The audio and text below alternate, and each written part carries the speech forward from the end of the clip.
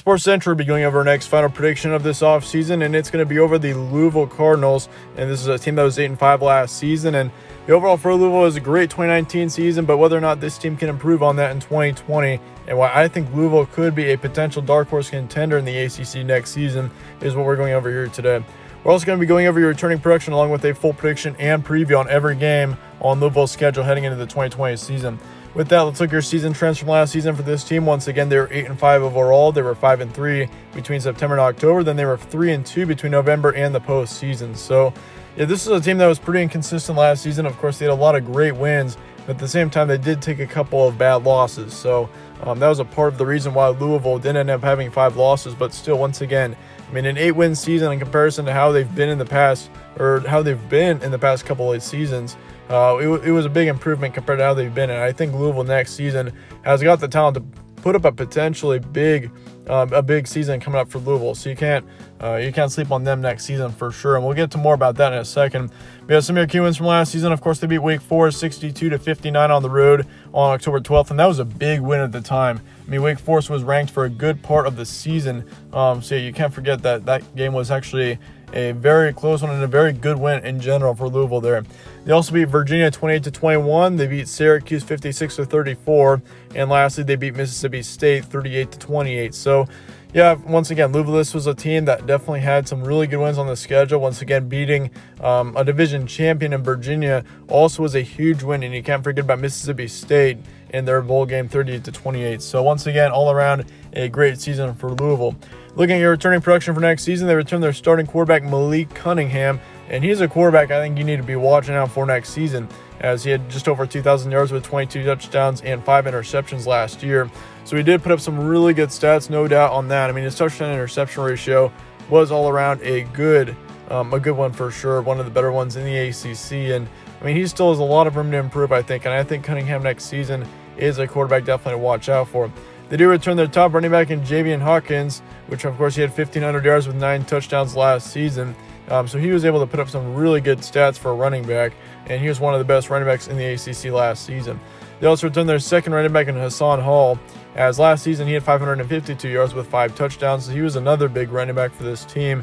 And it's going to be big for Louisville to return both of their running backs. I mean, both of them combined for nearly 2,100 yards last season with 14 touchdowns. So, and they both had huge impacts on this team, and they're definitely going to be players you got to watch out for.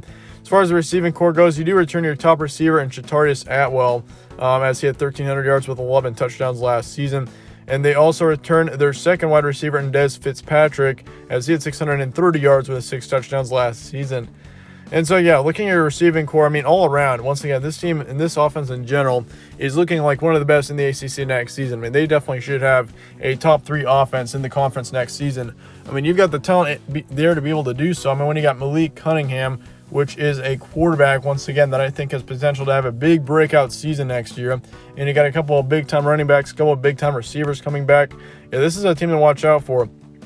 As far as your third wide receiver in Seth Dawkins, he will no longer be with this team, but he did not have near as big of an impact as Atwell or Fitzpatrick did. So, I mean, all around, I mean, still you are losing your third wide receiver, but the big thing is that you do return your top 2 receivers in Atwell and Fitzpatrick. So, yeah, that's going to be very big for Louisville next season.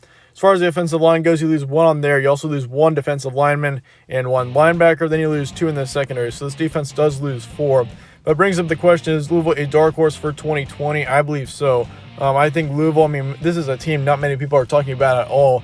And many experts are expecting them to be average, but, I mean, nothing all that great.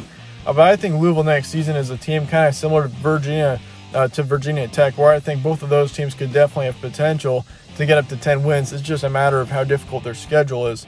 And for Louisville, they do have a bit of a tough schedule. I mean, you can't forget about that. They do have to have a road game at Clemson. You also got to play Florida State, Virginia Tech.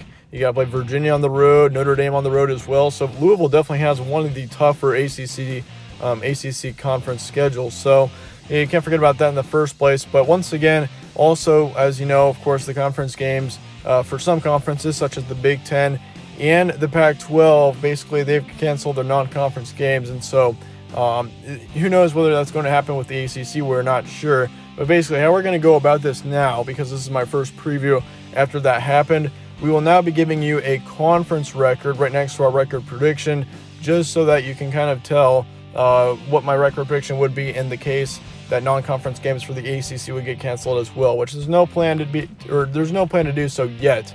But I'm just saying that in case if it does happen. But nonetheless, yeah, you start off the season with NC State at home, and then you got Clemson on the road on the 12th. So you start off with two big-time conference games against NC State and Clemson. Then you got your first non-conference game against Murray State on September 19th. Then you got Western Kentucky on the 26th. As far as your October goes, you got Syracuse and Boston College in back-to-back weeks on the road.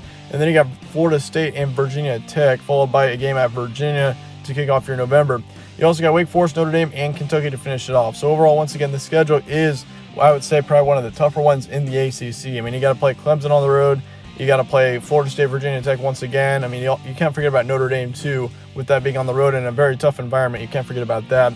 But here's what I'm expecting. I'll give you a 3-1 record through your September. I think you beat NC State, and I also think you beat Murray State and Western Kentucky. I do think you take a loss at Clemson. I mean, Clemson is a team next season that I think is probably one of my 3 or possibly even 2 teams that I think has the best chance to win the national championship next season. So I've got Clemson currently going undefeated in the regular season. I'll just say that outright. I mean, I think Clemson next season is a team that should easily be one of the best in the nation. So I think Clemson gets the win there. However, you do go 3-1 in your September, so that's overall not all that bad. As far as your October looks, I do think you have a bit of a bumpy October. I do think you have a tough win at Syracuse. You do get a close win. So in the end, it does count as a win, but it's just going to be a closer one. I do think you also beat Boston College easily. I think you also have a close win against Florida State on the 24th, but you do get it done and you do get a win. However, I think you drop onto Virginia Tech on the 31st, and that's going to have a very big impact on the ACC next season, that Virginia Tech game, so you can't forget about that. But I think Virginia Tech in the end, even though it's a road game for them, I think they get the win here in the end. I think Louisville going into that game, I mean, you got a couple of really tough games there against Florida State, and of course you got 2 road games before that, so you can't forget about that. But in the end, I do think you take a loss at Virginia Tech or against Virginia Tech. I do think it'll be a close one for sure. I think Louisville definitely could be a team that could get a win there, but I think in the end, Virginia Tech does get the win. So you come out of your October with a 6-2 record. You're already bowl eligible, and really the only thing that you're gunning for at this point would be a possibility to make a ACC championship game or to make a bowl game, who knows, or to make a better bowl game. Then in the end, you're going to have a 4-2 conference record going in your November as well. But anyway, as your November, you're going to be starting off with a game at Virginia, of course. That's going to be a tougher one. I think you do get a win, though, against Virginia in the end. And then you got Wake Forest at home on the 14th. That one's going to be a easy win, I think. I think Wake Forest next season does have a bit of a decline, especially with Jamie Newman transferring away. That's going to be tough for that team. And they also are losing quite a bit of talent heading into next season. I do also think you take a loss at Notre Dame, and that one I went back and forth on. I think Louisville should definitely keep it close there, but I think Notre Dame in the end does get the win. They've got a tougher environment there at Notre Dame, and plus next season I expect them to be a team that potentially could put up 8 to 9 wins. So yeah, you can't forget about them. But in the end, I do think you get a win against Kentucky as well. It's going to be a close one, but I think you beat Kentucky, which is going to be a huge win at the end of the season. I think Kentucky and Louisville next season will be right around the same skill level. I think with Louisville being at home for that one, that's going to be a very big impact there. As far as the record prediction, I got you going 9-3 overall next season. I think, once again, the Clemson game is just going to be really tough in general. And that Virginia Tech one, that could easily go either way. So, I mean, Louisville, if they do get a win there, I could see this team easily going 10-2.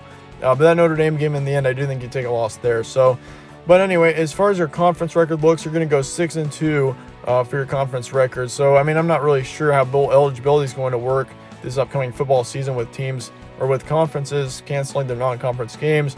But, I mean, if in the case that they do keep the 6-win rule, Louisville would make a bowl game next season at a 6-2 record. But anyway, with that about wraps up our final prediction on Louisville. Let me know your thoughts in the comments below on this team. Also, let me know your record predictions as well as your game predictions. I'd like to hear that as well.